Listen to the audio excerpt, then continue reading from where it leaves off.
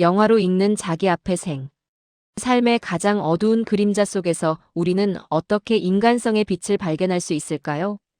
그리고 그 빛은 어떻게 우리를 새로운 생으로 이끌 수 있을까요? 오늘 우리는 한 소년과 한 여인의 깊고도 특별한 이야기를 통해 그 질문에 대해 생각해 보고자 합니다. 안녕하세요. 영화로 읽는 인문학 프리리딩입니다. 오늘은 로맨가리의 소설 자기 앞의 생과 이를 영화화한 작품들을 통해 인간 존재의 의미와 사랑의 본질, 그리고 역경 속에서 피어나는 희망에 대해 깊이 탐구해 볼 예정입니다. 이 이야기는 단순한 서사를 넘어 우리 자신의 삶을 돌아보고 타인과의 관계를 재정의하게 만드는 강력한 통찰을 제공할 것입니다. 자기 앞의 생은 프랑스의 작가 로맨가리가 에밀 아자르라는 필명으로 발표한 소설로 1970년대 파리 빈민가를 배경으로 세네갈 출신의 고아 소년 모모와 홀로코스트 생존자이자 매춘부들의 아이들을 돌보는 로사 아줌마의 특별한 관계를 그려냅니다. 이 소설은 삶의 고통과 인간적인 유대가 어떻게 상처를 치유하고 삶의 의미를 부여하는지를 섬세하고도 진솔하게 보여줍니다. 모모는 세상의 어둡고 냉혹한 면을 너무도 일찍 경험한 소년입니다. 그는 매춘부들의 아이들을 돌보는 로사 아줌마 밑에서 자라며 주변의 많은 이들이 겪는 아픔과 외로움, 그리고 사회로부터의 소외감을 목격하며 성장합니다. 그의 눈에 비친 세상은 결코 녹록지 않지만 그 안에서 그는 자신만의 방식으로 삶을 이해하고 적응해 나갑니다. 로사 아줌마 역시 삶의 깊은 상처를 지닌 인물입니다. 홀로코스트를 겪으며 나치 수용소에서 경험했던 끔찍한 기억과 트라우마는 그녀에게 지울 수 없는 흔적을 남겼고 노년의 삶을 위태롭게 만드는 기억의 굴레 속에서 그녀는 고통받습니다. 그녀의 육체는 쇠약해져가고 정신 또한 불안정한 상태에 놓여 있지만 그녀는 자신보다 더 약하고 의지할 곳 없는 아이들을 돌보며 삶의 마지막 존엄을 지켜내려 합니다. 이 두 인물은 서로 다른 배경과 경험, 그리고 나이와 인종을 가지고 있지만 공통적으로 세상으로부터 소외되고 상처받은 영혼들입니다. 그러나 이들은 서로에게 기대고 의지하며 예상치 못한 방식으로 깊은 유대감을 형성하게 됩니다. 모모는 어린 나이에도 불구하고 로사 아줌마를 돌보며 세상에 대한 연민과 책임감을 배우고 로사 아줌마는 모모를 통해 삶의 마지막 순간까지 희망을 놓지 않는 법을 깨닫습니다. 서로의 존재는 서로에게 삶의 이유이자 안식처가 되어줍니다. 이 소설은 1977년 마담 로사라는 제목으로 한 차례 영화화되어 원작의 감동을 스크린에 옮기는 데 성공했습니다. 이후 약 40여 년이 지난 2020년에는 에도아르도 폰티 감독에 의해 자기 앞의 생이라는 이름으로 새롭게 재해석되었습니다. 특히 2020년 작품은 전설적인 배우 소피아 로렌이 로사 역을 맡아 혼신의 열연을 펼쳤으며 넷플릭스를 통해 전 세계 시청자들에게 공개되면서 원작 소설의 메시지를 현대적인 감각으로 다시금 환기시켰습니다. 2020년 영화는 원작 소설의 핵심적인 메시지를 현대적으로 재해석하여 오늘날의 관객들에게도 깊은 공감을 불러일으킵니다. 원작 소설과 영화 사이에는 몇 가지 흥미로운 차이점이 존재합니다. 가장 눈에 띄는 것은 모모의 배경 설정입니다. 원작 소설에서 모모는 아랍계 무슬림 소년으로 묘사되지만 2020년 영화에서는 세네갈 출신의 흑인 소년으로 설정되었습니다. 이러한 변화는 영화가 다루는 인종적, 문화적 다양성의 범위를 확장하고 현대 사회의 다문화적 측면과 인종차별 문제를 더욱 강조하려는 감독의 섬세한 의도가 담겨 있다고 볼 수 있습니다.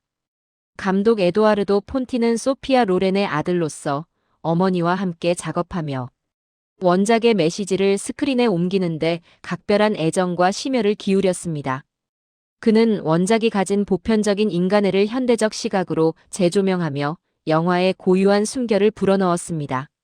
이 작품은 단순히 원작을 영상으로 옮기는 것을 넘어 현대 사회가 직면한 여러 문제, 예를 들어 인종차별, 소외된 이웃, 노년의 삶과 죽음, 그리고 세대 간의 이해와 같은 주제들을 다각도로 조명합니다.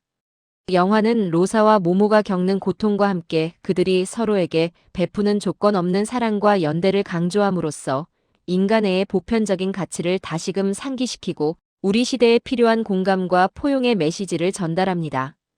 영화 속에서 로사와 모모의 관계는 단순한 보호자와 피보호자의 관계를 훨씬 뛰어넘습니다.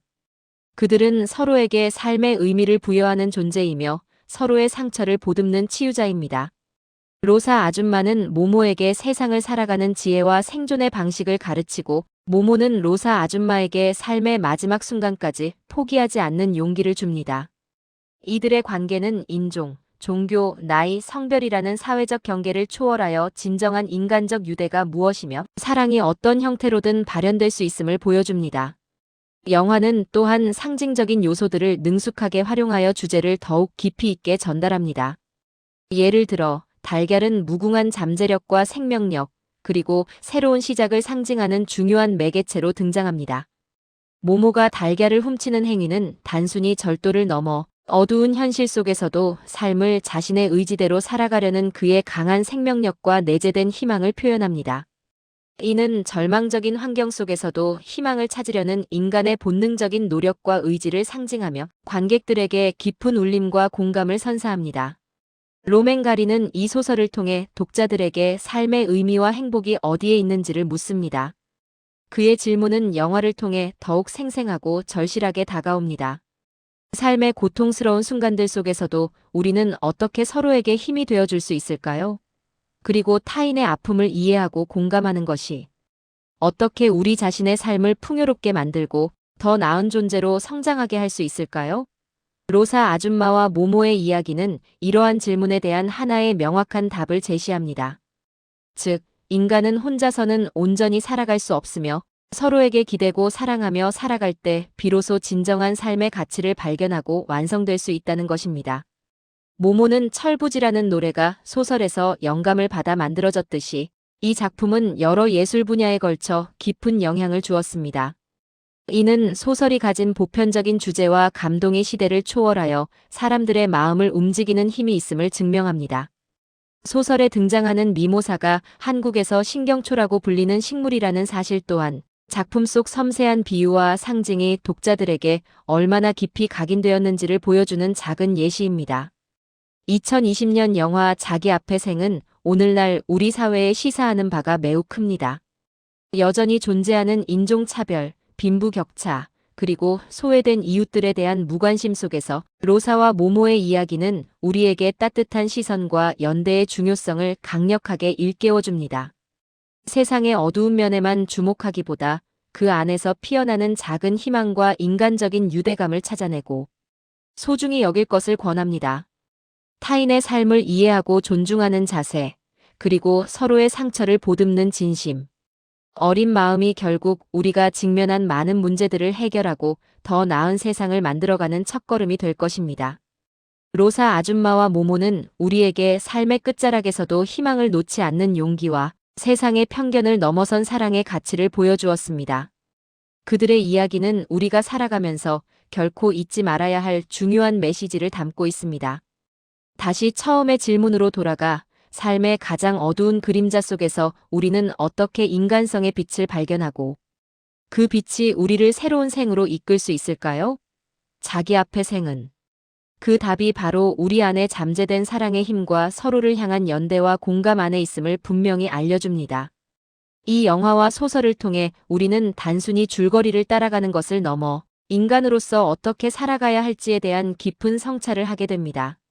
사랑과 연대가 고통받는 이들에게 얼마나 큰 위안과 희망을 줄 수 있는지, 그리고 인간의 존엄성이 어떤 상황에서도 지켜져야 하는지를 다시금 깨닫게 됩니다. 프리리딩은 이 감동적인 이야기를 통해 우리 모두가 자기 앞의 생을 더욱 의미 있게 가꾸어 나갈 수 있기를 희망합니다. 지금까지 함께 읽고 오래 남는 이야기, 프리리딩이었습니다.